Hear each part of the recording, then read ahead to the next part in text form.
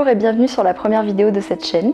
Elle sera consacrée en priorité aux livres, mais aussi à tout ce qui m'intéresse autre, les films, les séries, la nature, la santé, tous les sujets d'intérêt pour moi, j'ai envie de les partager avec vous sur cette chaîne.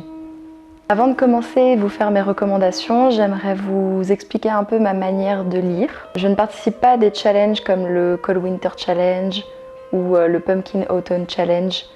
Je les trouve très intéressants, mais je participe pas, je préfère lire comme j'ai envie de le faire.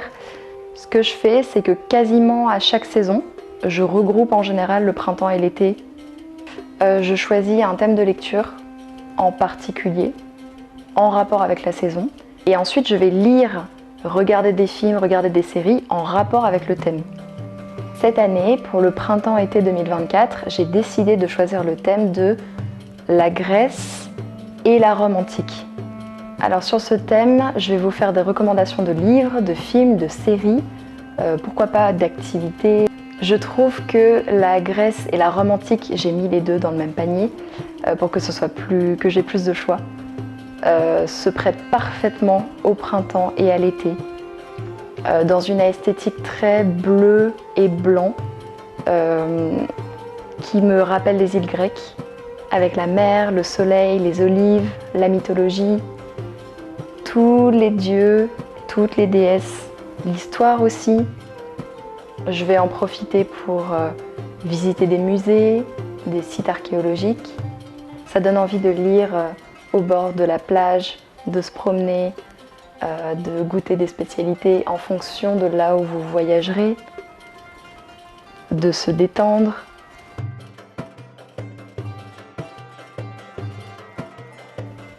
Évidemment, je ne pouvais pas parler de ce thème sans vous recommander de lire ou de relire l'Iliade et l'Odyssée d'Homère.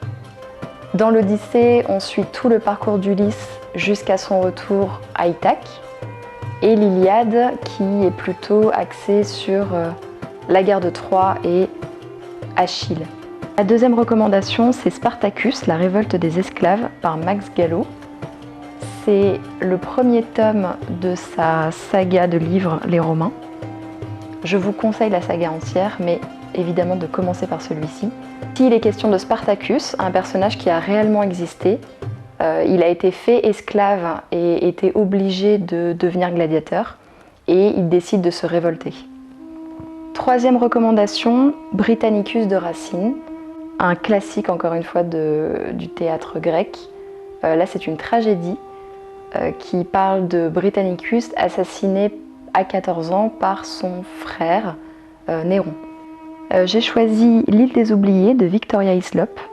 Je triche un peu parce que ça ne se passe pas durant l'Antiquité, mais ça se passe quand même en Grèce. Donc je me suis dit que ça pouvait aisément rentrer dans le thème. Victoria Hislop qui a beaucoup écrit d'ailleurs sur la Grèce, donc je vous invite à la découvrir si ce n'est pas déjà fait. Là, on rencontre une jeune fille, Alexis, qui vient d'être diplômée d'archéologie et qui se rend sur une île, Plaka, au nord de la Crète, car sa mère y aurait vécu de sa naissance jusqu'à ses 18 ans. Elle va en apprendre beaucoup sur sa famille, sur ses origines et sur les secrets de cette île, qui est une ancienne léproserie. Ma dernière recommandation de livre, c'est L'histoire romaine par Yann Le Bohec, Marcel Le Glay et Jean-Louis Voisin. C'est pas du tout un roman, c'est un essai assez dense, pas évident à aborder. Je vous en parle parce que je l'ai adoré. J'ai lu des passages qui m'ont beaucoup intéressée, j'ai pas tout lu en entier. C'est nos profs à la fac qui nous l'ont recommandé. Et vraiment, si vous cherchez une histoire romaine écrit par des historiens, utilisant des vraies sources, je vous le recommande vraiment. C'est une mine d'informations ce livre.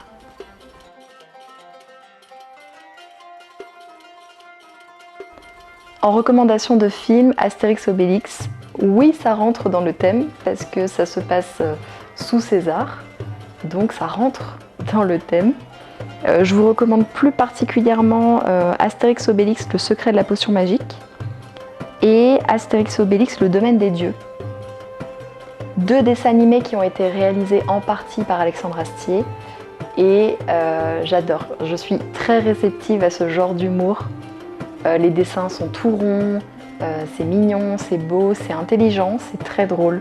Vous allez vraiment passer un bon moment. Tu as une proposition, sénateur Prospectus? Il faudrait un nom qui évoque Rome. Mais qui soit pas vraiment Rome. Rhume. Rhume? Ouais, c'est pas vraiment Rome. Quand même, j'ai peur qu'on confonde avec... Ensuite, le film 3 qui reprend l'Iliade. Si vous ne l'avez pas déjà vu, ce qui m'étonnerait parce qu'il est quand même très connu, je vous invite vraiment à le faire parce qu'il est super ce film. Le personnage principal, Achille, est interprété par Brad Pitt.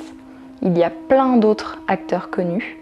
La musique est incroyable, les décors sont vraiment beaux, les costumes sont beaux. Peu importe qu'ils soient juste historiquement parlant, c'est pas le propos. Moi, quand je regarde un film, c'est pour passer un bon moment et je passe un très bon moment à chaque fois que je regarde 3. En plus léger, il y a Hercule, un dessin animé Disney, avec selon moi le meilleur méchant de tout le Disneyverse. D'accord, bon, il n'y a pas le feu, cool. Hadès est vraiment génial, ses répliques sont cultes. Il n'y a pas d'âge pour regarder des dessins animés. Je suis une grande fervente de dessins animés. Et c'est un classique. Dernier classique que j'étais obligée de vous recommander, le film Gladiator. Ridley Scott, quand il faisait encore des bons films. Oups. Une colorimétrie beaucoup plus sombre. Un sujet de toute façon très sombre, mais un film magnifique, avec des acteurs incroyables. Un général romain, Maximus, qui va devenir gladiateur après que sa famille se soit fait exécuter. Je vous en dis pas plus, je vous laisse aller le découvrir.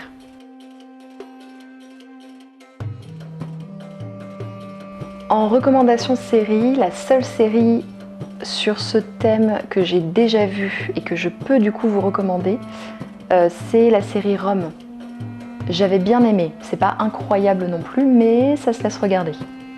Ça traite tous les événements principaux qui se sont produits entre la fin de la République et le début de l'Empire romain. On suit l'histoire de beaucoup de personnages à cette période-là. Je la trouve intéressante pour se plonger dans cet univers, les décors, les personnages, les intrigues, les paysages et les costumes. J'espère que cette première vidéo vous a plu et je vous dis à bientôt.